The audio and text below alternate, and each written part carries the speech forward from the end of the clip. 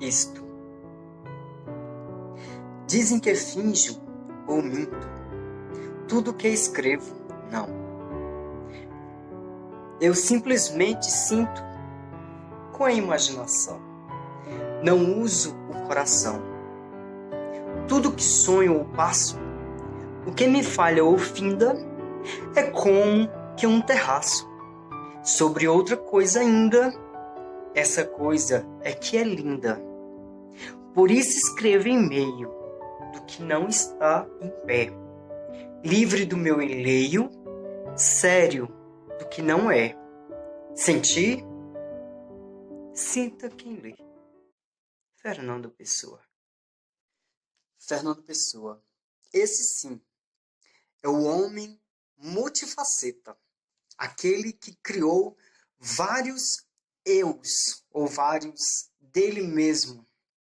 O que a gente chama de heterônimos. Ele criou várias pessoas imaginárias e que ganharam vida porque tinha dia de nascimento, dia de morte, pais, irmãos, local de nascimento. Então, o homem, Fernando Pessoa realmente foi um escritor português que deu vida ao modernismo português.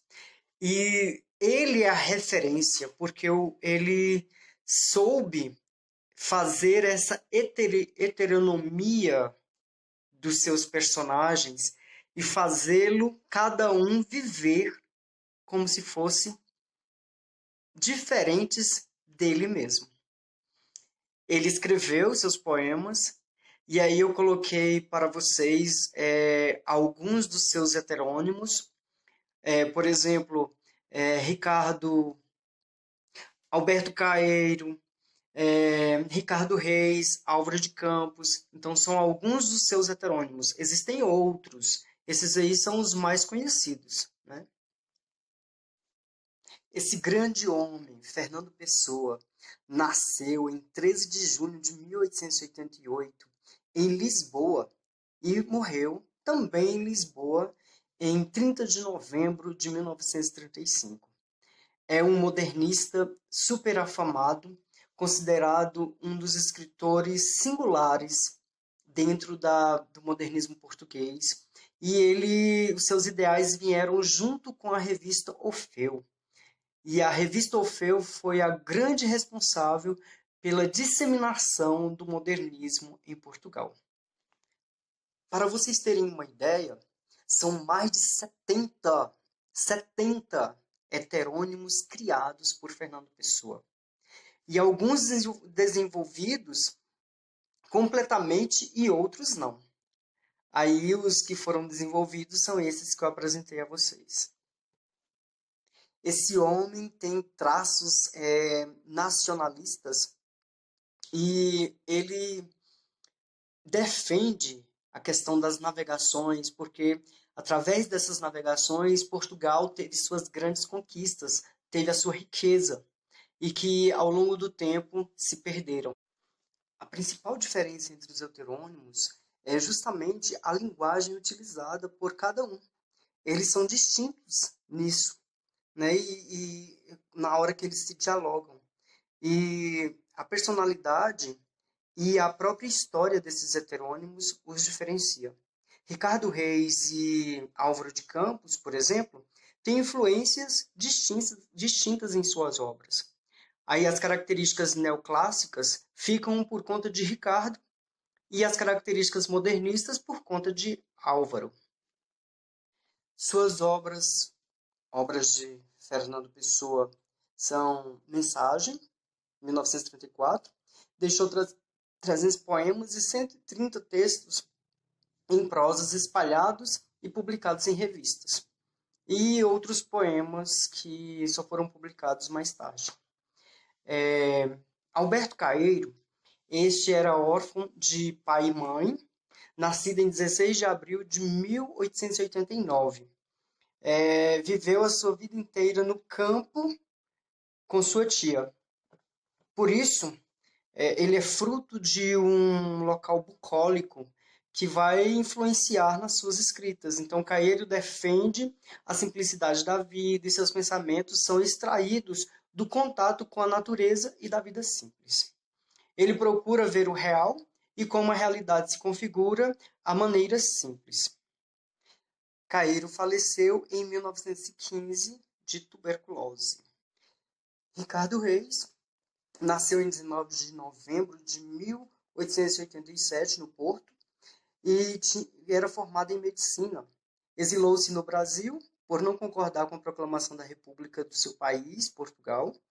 É uma face de Fernando Pessoa, ligada ao clássico e à cultura greco-latina. Ele também fala sobre a questão campestre, fala sobre a simplicidade, porém, diferentemente de Caeiro, ele não tem uma ligação com essa natureza, não tem uma ligação com essa vida campestre. Muito pelo contrário. Ele é fruto de uma sociedade decadente que caminha para a destruição. O destino, onde ele pensava o seguinte, que o destino de todos já havia sido traçado e só resta aproveitar a vida ao máximo.